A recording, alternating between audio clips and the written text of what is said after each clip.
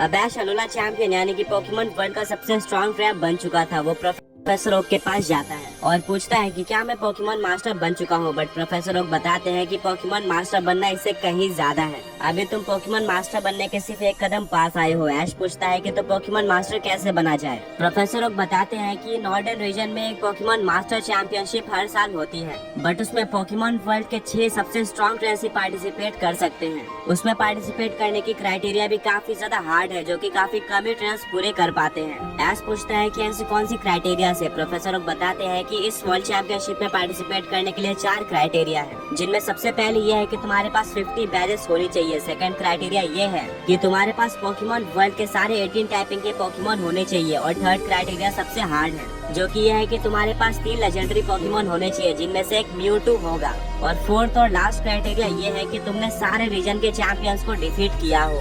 अगर तुम ये सारी क्राइटेरिया पूरी कर लेते हो तो तुम्हें नॉर्दर्न रीजन के पोकेमॉन मास्टर चैंपियनशिप में पार्टिसिपेट करने का मौका मिल जाएगा। पर हाँ, वहाँ जाकर तुम्हें एक और क्राइटेरिया पता चलेगी, जो कि हर एक ट्रेनर के लिए अलग होती है। वो चैलेंज काफी ज्यादा हार्ड होगा, जिसको पास करके तुम पोकेमॉन मास्टर चैंपियनशिप में पार्टिसिपेट कर सकते हो। ऐश काफी ज्यादा एक्साइटेड हो जाता है और सारे टास्क को कंप्लीट करने निकल जाता है। उसके पास कैंटो, ऑरेंज आइलैंड, जोटो, होइन, सिनो, यूनोवा, कैलोस को मिलाकर 52 बैजेस थे, तो ये क्राइटेरिया फुलफिल्ड है। सेकंड क्राइटेरिया ये है कि ऐश के पास 18 टाइप के पोकेमॉन होने चाहिए। ऐश के पास ऑलरेडी 16 टाइपिंग के पोकेमॉन थे, साइकिक और फायरी टाइप को छोड़कर। ऐश को याद आता है कि उसके घर पे एक फैरी और psychic type Pokemon mister mine है, जिसको वो पोकेमॉन से कैच करके इस क्राइटेरिया को फुलफिल कर देता है। अब थर्ड क्राइटेरिया ये है कि उसको सारे चैंपियंस को डिफीट करना है। ऐश ने ऑलमोस्ट सारे चैंपियन को डिफीट किया था, सिर्फ 3 रीजन के चैंपियंस को छोड़कर, जो कि था canto champion, Johto champion lens और कैलोस चैंपियन डायन था।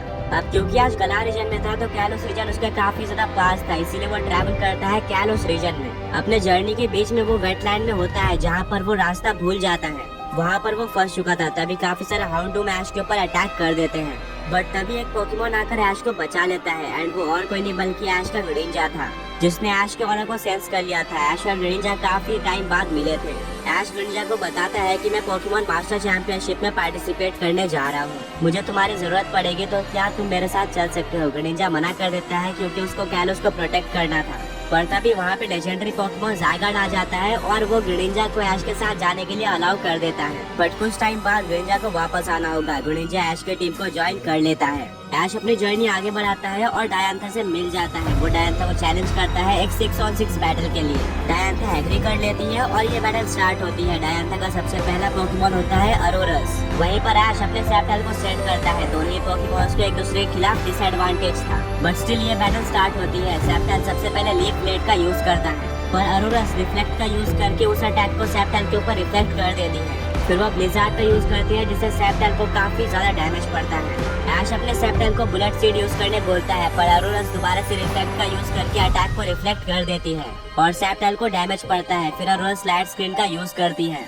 ऐश को पता चल जाता है कि डायंथा डिफेंसिव स्ट्रेटेजी का यूज कर रही है, तभी वो अपने सेप्टल को सोलर बीम यूज करने बोलता है। लाइट स्क्रीन के चलते अरोरस को काफी कम डैमेज पड़ता है सोलर बीम का, और फिर वो ब्लिज़ार्ड का यूज करके सेप्टल को डिफीट कर देती है। ऐश को डायंथा की स्ट्रेटेजी समझ में नहीं आ रही थी, क्योंकि वो पोकेमॉन से बिना बात के उनको ऑर्डर्स दे रही थी।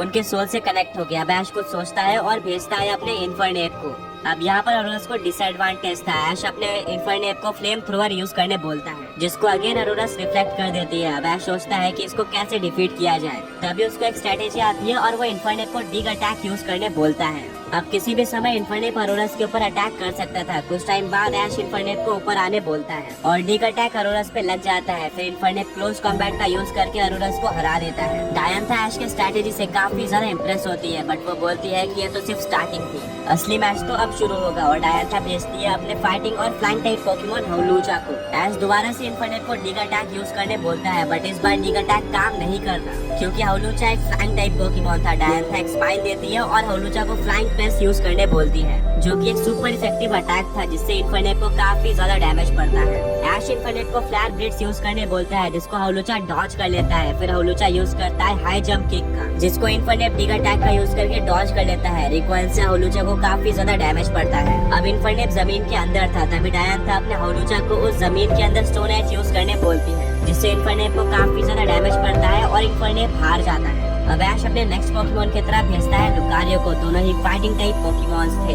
होलुचा फ्लाइंग प्रेस का यूज करता है, पर तभी ऐश अपने लुकारियो को ऑरा स्पेयर यूज करने बोल देता है, जो कि होलुचा को हवा में ही लग जाता है और होलुचा हार जाता है। अब डायंथा अपने नेक्स्ट पोकेमॉन की तरह गोरगेस्ट को भेजती है। ऐश अपने लुकारियो को ऑरा स्पेयर यूज करने बोलता है, बट वो गोरगेस्ट पर असर नहीं करता क्योंकि वो एक घोस्ट टाइप पोकेमॉन थी। गोरगेस्ट शैडो स्नीक अटैक का यूज करती है, जिससे वो लुकारियो के पीछे चली जाती है शैडो बनकर और अटैक कर देती है। ऐश बोलता है कि लुकारियो पीछे मुड़ो और बुलेट पंच अटैक का यूज करो, पर तभी गोरगेस्ट एक और शैडो स्नीक अटैक का यूज करके लुकारियो के पीछे जाकर उसके ऊपर अटैक कर देती है। गोरगेस्ट ऐसा बार बार करे थे, तभी ऐश अपने लुकारियो को डबल टीम यूज करने बोलता है। गोरगेस्ट इस बार शैडो स्नीक का यूज नहीं कर पाती और लुकारियो यूज कर देता है स्टील बीम अटैक का।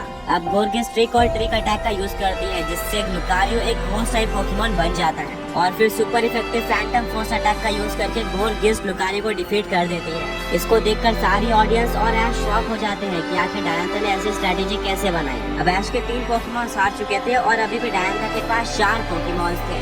ऐश बोलता है कि अब मेरे फाइनल 3 सबसे स्ट्रॉन्ग पोकेमॉन आने वाले हैं और भेजता है अपने चार्जर्ड को। डायंथा बोलती है कि ये चार्जर्ड नॉर्मल चार्जर्ड से काफी ज्यादा स्ट्रॉन्ग दिख रहा है, लगता है तुमने इसको अच्छी ट्रेनिंग दी है। ऐश बोलता है हाँ, मेरे चार्जर्ड ने काफी ज्यादा टाइम चार्सिफिक वैली में सिर्फ ट्रेनिंग करते हुए ही बिताया है और ये पोकेमॉन वर्ल्ड का स्ट्रॉन्गेस्ट चार्जर्ड बनना चाहता है और ये और भी ज्यादा पावरफुल तब हो जाएगा जब मैं इसको मेगा इवॉल्व करूंगा।